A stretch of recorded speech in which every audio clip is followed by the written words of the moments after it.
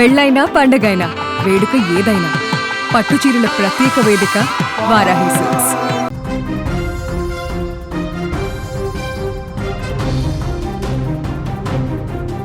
రెక్కలు ముక్కలు చేసుకొని పిల్లల్ని పెంచిన తర్వాత వయస్సు మీద పడ్డాక ఎవరి మీద ఆధారపడకుండా బతకడానికి ఆ వృద్ధులకు ఉన్న ఒకే ఒక్క ఆసరా ప్రభుత్వ పెన్షన్.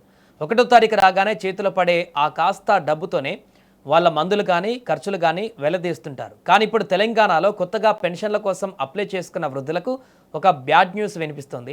రేవంత్ రెడ్డి ప్రభుత్వం వృద్ధాప్య పెన్షన్లకు మంగళం పాడనుందా? అప్లికేషన్లు ఎందుకు పెండింగ్లో పడ్డాయి?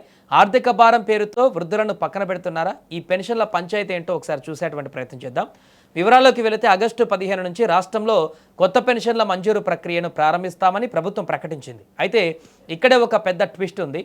ప్రభుత్వం కేవలం వితంతువులు, దివ్యాంగులు, గీత కార్మికులు, డయాలసిస్ బాధితులు, ఒంటరి మహిళల దరఖాస్తులకు మాత్రమే ఇప్పుడు ప్రాధాన్యం ఇస్తోంది. మరి వృద్ధుల పరిస్థితి ఏంటి? వాళ్ళ పెన్షన్ల ఊసే ప్రభుత్వం ఎత్తకపోవడంతో అందరిలో అనుమానాలు కూడా మొదలయ్యాయి. ప్రస్తుతం రాష్ట్ర వ్యాప్తంగా దాదాపు 4 లక్షల వృద్ధాప్య పెన్షన్ల దరఖాస్తులు పెండింగ్లో ఉన్నాయి.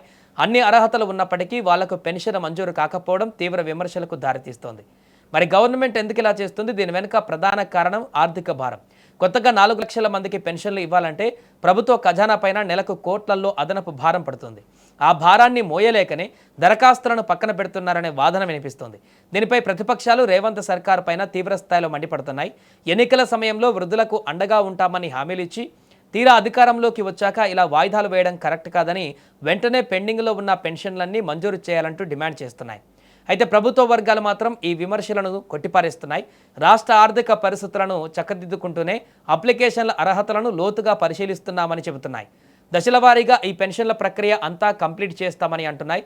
కానీ వయస్సు మీద పడి ప్రతి నెల వచ్చే ఆ కొద్దిపాటి సాయం కోసం ఎదురు చూస్తున్న ఆ పెద్దవాళ్లకు ప్రభుత్వ మాటలు ఎంతవరకు ఊరట ఇస్తాయి అనేది ఇప్పుడు పెద్ద ప్రశ్నగా మారింది.